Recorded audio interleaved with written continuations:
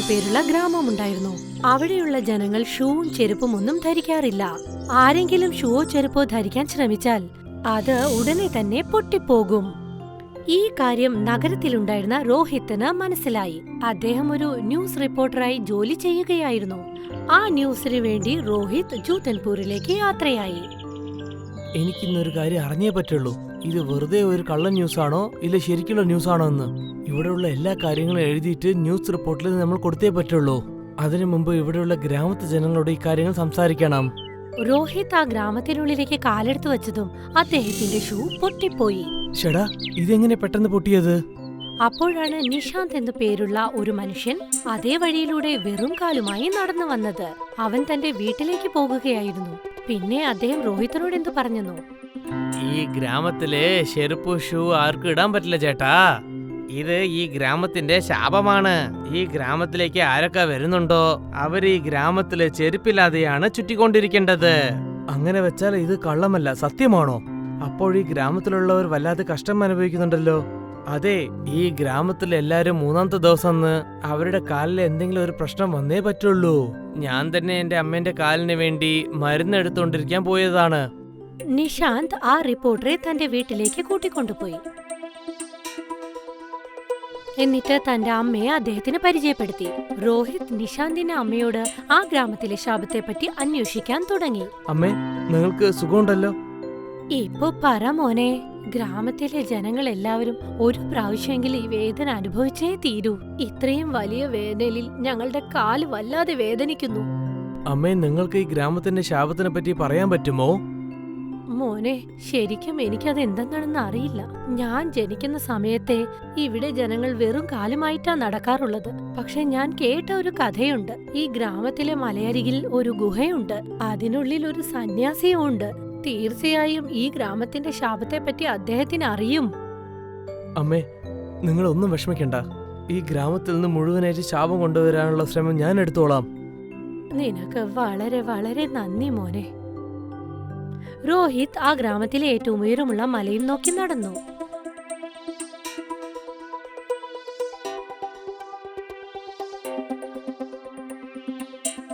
അവിടെ പോയതും അദ്ദേഹം വലിയൊരു ഗുഹ അവിടെ കണ്ടു. അതിനുള്ളിൽ ഒരു സന്യാസി ഗാഢമായ ധ്യാനത്തിലായിരുന്നു. രോഹിത് അദ്ദേഹത്തോട് എന്തു പറഞ്ഞെന്നോ?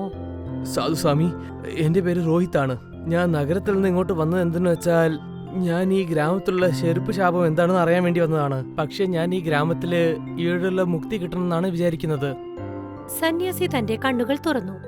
എന്നിട്ട് പറഞ്ഞു, നീ പറഞ്ഞ കാര്യങ്ങളൊക്കെ ഞാനും കേട്ടു മോനെ. പറയൂ, നീ എന്തിനാണ് ഈ ഗ്രാമത്തിന്റെ ശാപം മാറ്റണമെന്ന് വിചാരിക്കുന്നത്? നീ ഈ ഗ്രാമത്തിനെ പറ്റി എഴുതാൻ വേണ്ടിയല്ലേ വന്നിരിക്കുന്നത്?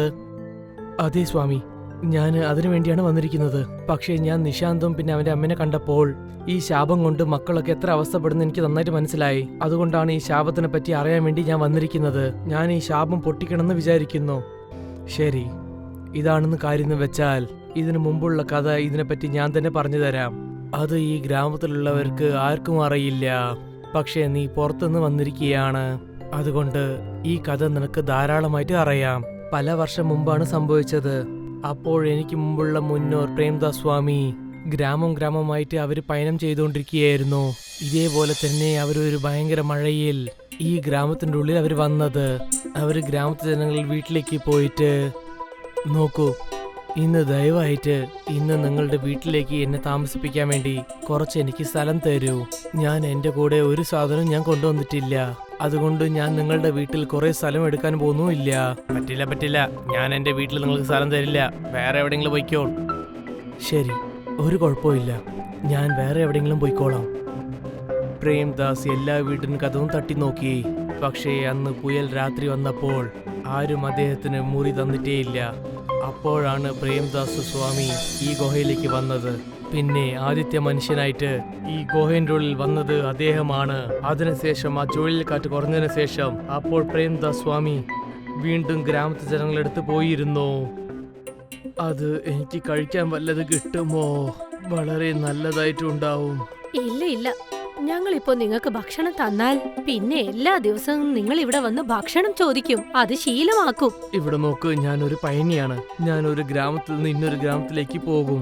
ഞാൻ ചില കാലത്തിൽ ഗ്രാമത്തിൽ മാത്രമേ ഉണ്ടാവുള്ളൂ. അതുകൊണ്ടാണ് ഞാൻ നിങ്ങളോട് ഭക്ഷണം ചോദിക്കുന്നത്. ഞാൻ പറഞ്ഞത് മനസ്സിലായില്ലേ? നിങ്ങൾക്ക് ഭക്ഷണം ഒന്നും തരില്ല. ഇതൊക്കെ എവിടെ നിന്ന് വന്ന് തൊലയുന്നു അറിയില്ല. പ്രേംദാസ് സ്വാമി എല്ലാവരും വീട്ടിലും ഭക്ഷണം ചോദിച്ചു, പക്ഷേ ആരും അവർക്ക് ഭക്ഷണം കൊടുത്തിട്ടേയില്ല. നടന്ന് നടന്ന് അദ്ദേഹത്തിന്റെ മൊത്ത ചെരുപ്പും തേഞ്ഞുപോയി.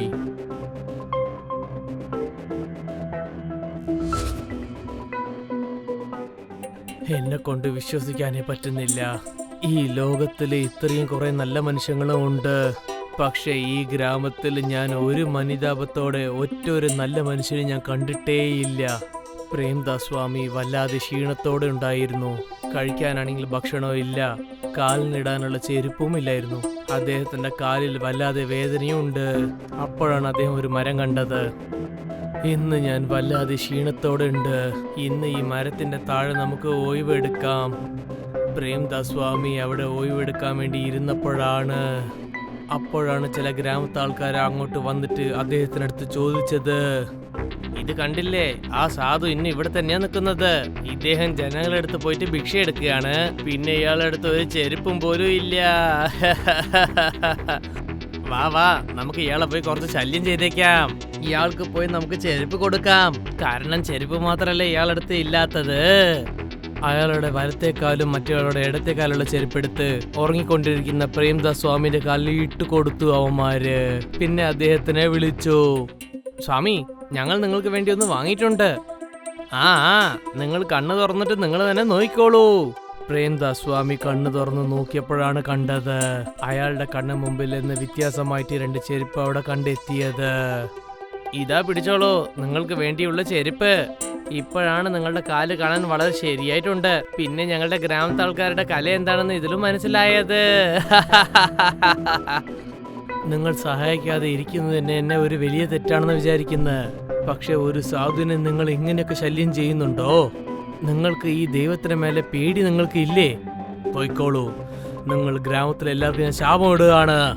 എൻ്റെ കാലിൽ എങ്ങനെ ചെരുപ്പില്ലാതെ ഞാൻ ഇരിക്കുന്നുണ്ടോ, അതേപോലെ നിങ്ങളുടെ ഈ ഗ്രാമത്തിൽ ആർക്കും ചെരുപ്പില്ലാതെ നിങ്ങൾ ഇരിക്കാൻ പോവുകയാണ്. ഞങ്ങളോട് ക്ഷമിക്കൂ, ഞങ്ങൾ അറിയാതെ തെറ്റ് ചെയ്തതാണ്. ഞങ്ങൾ അതുപോലെ ഒന്നും ചെയ്യാൻ പാടില്ലായിരുന്നു. ഈ ഗ്രാമത്തിന്റെ ശാപം കാരണം ഇതാണ്. സാധു ചേട്ടാ, എനിക്കൊരു കാര്യം നിങ്ങൾ പറയാൻ പറ്റുമോ? ഈ ശാപം എങ്ങനെ നമുക്ക് പൊട്ടിക്കാൻ പറ്റും? ഈ ഗ്രാമത്തിലുള്ള ജനങ്ങളോട് ചേർന്നിട്ട് 3 സ്വർണ്ണ ഷൂ ആണ് ഉണ്ടാക്കേണ്ടത്. പിന്നെ അത് എടുത്തിട്ട് മലേന്റെ മുകളിൽ പോയി അങ്ങ് വെക്കണം. പിന്നെ ഈ ഗ്രാമത്തിലുള്ള 3 സാധുക്കളിന് ഈ ഗ്രാമത്തിലുള്ള തലവർ കൊണ്ട് 3 സ്വർണ്ണ ചെരുപ്പം ഉണ്ടാക്കി കൊടുക്കണം. അപ്പോഴാണ് മൊത്തമായിട്ട് ഈ ശാപം തീരുക. അതിനുശേഷം ഈ ഗ്രാമത്തിൽ ചെരുപ്പിന്റെ മഴ തന്നെ ആയിരിക്കും. ശരി, ഞാൻ ഇപ്പൊ തന്നെ ഗ്രാമത്തിൽ പോയിട്ട് മുതലാളിയുടെ കാര്യങ്ങൾ പറഞ്ഞിട്ട് വന്നേക്കാം. ആ മലയിൽ നിന്നും പുറത്തേക്ക് വന്ന് രോഹിത് ഗ്രാമത്തലവന്റെ വീട്ടിലേക്ക് പോയി. മുതലാളി, നിങ്ങൾ കണ്ടതിൽ എനിക്ക് വളരെ സന്തോഷമുണ്ട്. ആ, നന്ദിയുണ്ട്. നിങ്ങൾ ആരാണ്? ഞാനൊരു റിപ്പോർട്ടറാണ്. എനിക്ക് നിങ്ങളുടെ ഗ്രാമത്തിന്റെ ഈ ചെരുപ്പിന്റെ ശാപത്തിനെ പറ്റി സംസാരിക്കാനുണ്ട്. അങ്ങനെയാണോ? പറയൂ, എന്താണ് കാര്യം? രോഹിത് ഗ്രാമത്തലവനോട് എല്ലാ കാര്യങ്ങളും പറഞ്ഞു. അതായത് ആ സന്യാസി പറഞ്ഞ കാര്യങ്ങൾ ഉൾപ്പെടെ. അങ്ങനെയാണോ? ഇതാണോ കാര്യം? ഒരു പക്ഷേ ഈ ചെരുപ്പ് ശാപത്തിൽ നിന്ന് എടുക്കണമെങ്കിൽ ഞങ്ങൾ 3 സാധുക്കളിന് 3 ജോഡി സ്വർണ്ണ ചെരുപ്പ് ഉണ്ടാക്കി കൊടുക്കണോ? പിന്നെ 3 തങ്ക ഷൂ ഉണ്ടാക്കിയിട്ട് മലേന്റെ മുകളിൽ പോയി വെക്കണോ? അതല്ലേ? അതെ മുതലാളി, ഞാൻ ഇപ്പൊ തന്നെ ഗ്രാമജനങ്ങളോട് പറയാം. ഗ്രാമത്തലവൻ എല്ലാവരെയും വിളിച്ചു വരുത്തി. എന്നിട്ട് എല്ലാവരോടുമായി എല്ലാ കാര്യങ്ങളും പറഞ്ഞു. ഗ്രാമവാസികളെല്ലാം അദ്ദേഹം പറഞ്ഞത് അനുസരിച്ചു. പക്ഷേ അവർക്കിടയിൽ പാണ്ഡു എന്നു പേരായ ഒരാളുണ്ടായിരുന്നു. അയാൾ പറഞ്ഞു, പക്ഷെ ഈ ശാപം പോവുമെന്ന് എന്ത് ഗ്യാരണ്ടിയാ ഉള്ളത്? ആർക്കറിയാം? ഒരു പക്ഷേ നമ്മൾ സ്വർണത്തിൽ ഷൂ ഉണ്ടാക്കി കൊടുത്ത് പിന്നെ അത് മലേന്റെ മുകളിൽ വെച്ചിട്ട് ഈ നഗരത്തിൽ നിന്ന് വന്നവൻ അവന് അത് എടുത്തിട്ട് പോയാലോ? അത് കേട്ട് ഗ്രാമവാസികൾ ഓരോരുത്തരായി അയാളുടെ കൂടെ ചേർന്നു. അത് കണ്ടിട്ട് രോഹിത് പാണ്ഡുവിനോടും ഗ്രാമത്തിലെ മറ്റെല്ലാവരോടുമായി പറഞ്ഞു, ഞാൻ നിങ്ങൾക്ക് ആദരം നന്ദിക്കാം. നിങ്ങൾ എല്ലാരും ചേർന്നിട്ട് സ്വർണ്ണ ഷൂവും സ്വർണ്ണ ചെരുപ്പും ഉണ്ടാക്കിയിട്ട് 3 സാധുക്കൾ നിങ്ങൾ കൊടുത്തേക്ക്. അപ്പൊ തീർച്ചയായിട്ടും മായ ഷൂ മഴ പെയ്യും. ഒരു പക്ഷേ അങ്ങനെ നടന്നിട്ടില്ലെങ്കിൽ അതിനുള്ള മൊത്ത ചെലവും ഞാൻ അങ്ങ് തന്നേക്കാം. അവൻ പറഞ്ഞത് കേട്ട ഗ്രാമവാസികൾ എല്ലാവരും അവനോട് അനുകൂലിച്ചു. എന്നിട്ട് 3 ജോഡി സ്വർണത്തിന്റെ ഷൂസുകൾ ഉണ്ടാക്കി പർവ്വതത്തിന്റെ മുകളിൽ കൊണ്ടുപോയി വെച്ചു. എന്നിട്ട് സ്വർണം കൊണ്ടുള്ള 3 ചെരുപ്പുകൾ ഉണ്ടാക്കി 3 സന്യാസിമാർക്കും കൊടുത്തു. പിറ്റേ ദിവസം രാവിലെ ആയ ഉടനെ തന്നെ ആ ഗ്രാമം മുഴുവൻ ചെരുപ്പ് മഴ പെയ്തു. നിനക്ക് വളരെ വളരെ നന്ദിയുണ്ട് രോഹിത്. ഒരു പക്ഷെ നീ ഇല്ലെങ്കിൽ ഞങ്ങൾ ഈ കണ്ടിരിക്കുന്ന അത്ഭുതമായുള്ള നാള് ഞങ്ങൾ കാണാനേ പറ്റില്ലായിരുന്നു. പിന്നെ ഈ ശാപം ഞങ്ങളെ വിട്ടിട്ട് പോയുമില്ലായിരുന്നു. അയ്യോ, ഇതിനൊന്നും കാര്യമില്ല മുതലാളി. പക്ഷേ വളരെ ശ്രദ്ധയോടെ ഉണ്ടാവണം. എപ്പോഴും നിങ്ങൾ ജനങ്ങൾക്ക് സഹായിച്ചുകൊണ്ടിരുന്നേ ഇരിക്കണം. പിന്നെ എപ്പോഴും നിങ്ങൾ ഏതൊരു സാധുവിനെയും ശല്യം ചെയ്യാനേ പാടില്ല. എന്നോട് ക്ഷമിക്കൂ രോഹിത്. ആദ്യം തൊട്ട് ഞാൻ നിന്റെ മേലെ ഒരു സംശയം ഉണ്ടായിരുന്നു. എല്ലാവർക്കും സന്തോഷമാണെങ്കിൽ എനിക്കും സന്തോഷം. ഇപ്പൊ ഞാൻ പോയിട്ട് എന്റെ റിപ്പോർട്ട് റെഡിയാക്കിട്ട് വരാം. രോഹിത് തന്റെ നഗരത്തിലേക്ക് മടങ്ങിപ്പോയി. ആ ഗ്രാമത്തിന്റെ ശാപവും അതോടുകൂടി തീർന്നു.